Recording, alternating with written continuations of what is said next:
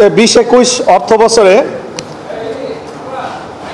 সাইফুল আলম মোহাম্মদ সাইফুল আলম ওরফে এস আলমের দুই পুত্র আশরাফুল আলম ও আসাদুল আলম মাহির অর্থ কেলেঙ্কারির এবং তারা যে অবৈধ অর্থ উপার্জন করছেন সেই কালো টাকা সাদা করার যে অবৈধ কাজটা করছে, কালো টাকাকে সাদা করছে, সেটাও অবৈধভাবে কাজ করছে।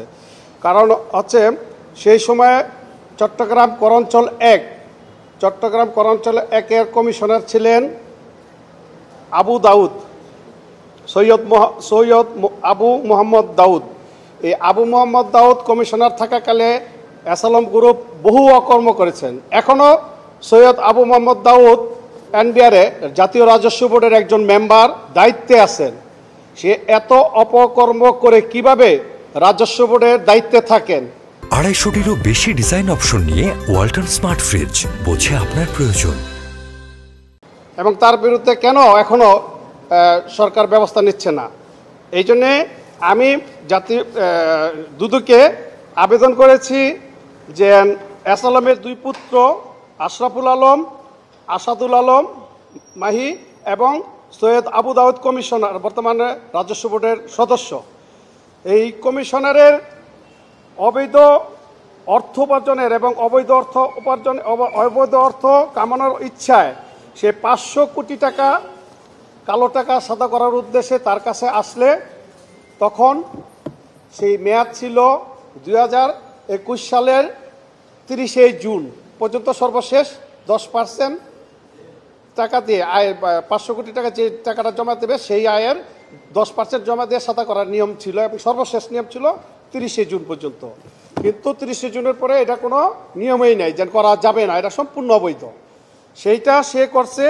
এইখানে দুইটা আমার আছে ট্রান্সফার লেটার, সেই ট্রান্সফারে সেটা দেখা যায় সে করেছে 28/12/2021 28/12/2021 সালে এই 25%, এই 10% দিয়া 25 কোটি টাকা, 25-25-250 কোটি টাকার দুইটা পে অর্ডার, এই যে দুইটা পে অর্ডার জমা দিয়েছিলেন। ফার্স্ট সিকিউরিটি ব্যাংকের পে অর্ডার ছিল খাতুনগঞ্জের, সেই দুইটা জমা দিয়েছেন সোনালী ব্যাংকের মাধ্যমে জমা দিয়েছেন।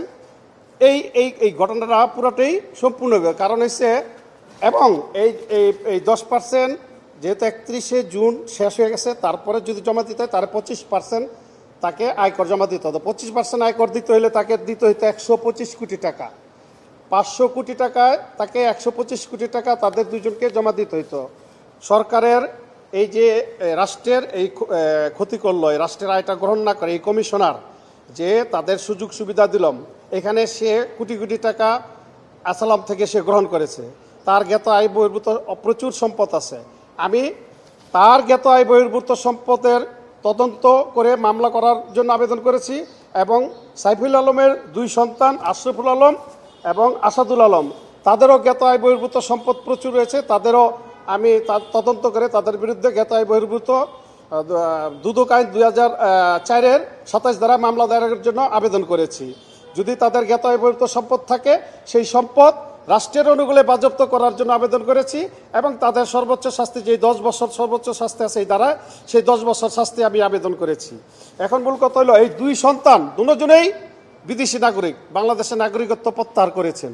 অর্থাৎ এই সুবিধাটা, কালো টাকা সাদা করার সুবিধাটা, এটা কোনো বিদেশি নাগরিক পায় না।